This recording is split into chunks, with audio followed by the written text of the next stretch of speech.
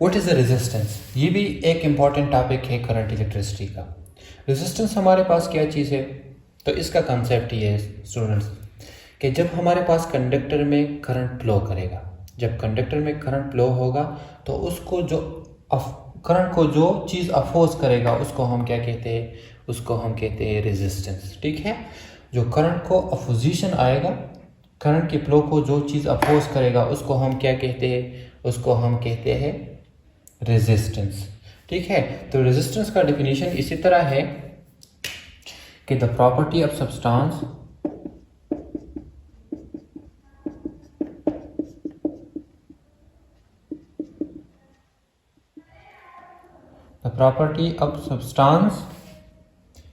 which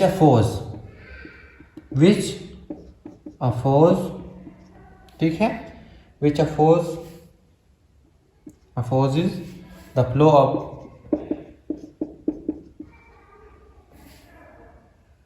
current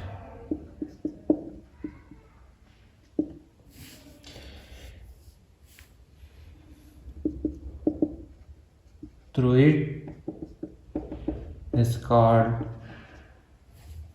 resistance.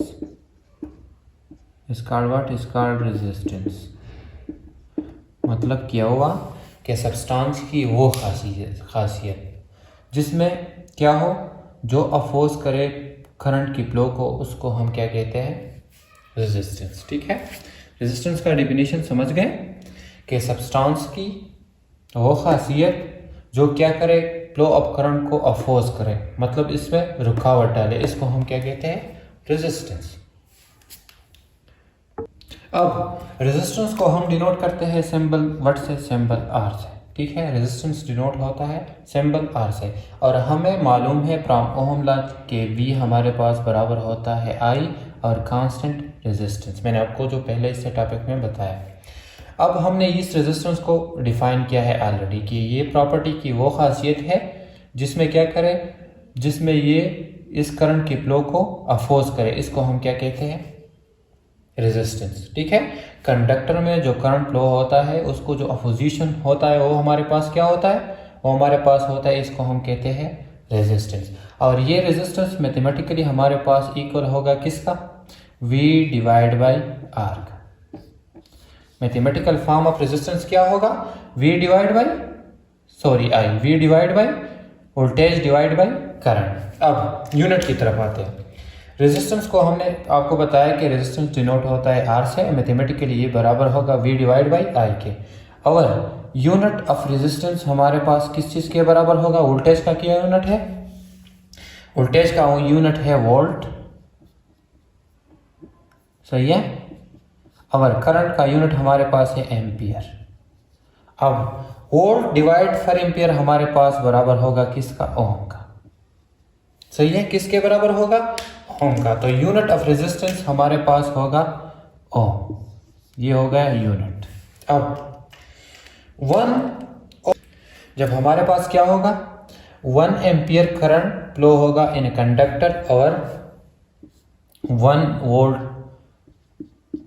Voltage apply होगा। 1 ohm resistance कब होगी? जब 1 एम्पियर करंट अप्लाई होगी, 1 एम्पियर करंट होगी फ्लो इन कंडक्टर और 1 वोल्ट अप्लाइड वोल्टेज होगा, तो इसको हम क्या कहते हैं? 1 ओम। तो ये हो गया रेजिस्टेंस। रेजिस्टेंस समझ गए कि सब्सटेंस की वो खासियत जिसमें वो करंट के फ्लो को अपोज करे, इसको हम कहते हैं रेजिस्टेंस। रेजिस्टेंस डिनोट होता है R से, और ये हमारे पास मैथमेटिकली बराबर होगा V डिवाइड बाई I के। अब इसकी थोड़ी सी और, अब हम रेजिस्टेंस की प्रॉपर्टीज को थोड़ा और एक्सप्लेन करते हैं। ठीक है, अगर हमारे पास ये जो कंडक्टर है, ये कंडक्टर, अगर कंडक्टर हमारे पास इसका लेंथ ज़्यादा होगा तो रेजिस्टेंस हमारे पास क्या होगा? ज़्यादा। अगर लेंथ ऑफ कंडक्टर हमारे पास कम होगी तो रेजिस्टेंस हमारे पास कम। इस तरह दूसरा, अगर कंडक्टर का क्रॉस सेक्शनल एरिया, इसको हम क्या कहते हैं? कंडक्टर का क्रॉस सेक्शनल एरिया, अगर ये एरिया हमारे पास ज़्यादा होगा तो रेजिस्टेंस हमारे पास कम होगी। ठीक है, अगर ये एरिया हमारे पास कम होगी तो रेजिस्टेंस हमारे पास ज़्यादा होगी। तीसरा, रेजिस्टेंस हमारे पास किस चीज़ पे डिपेंड करता है?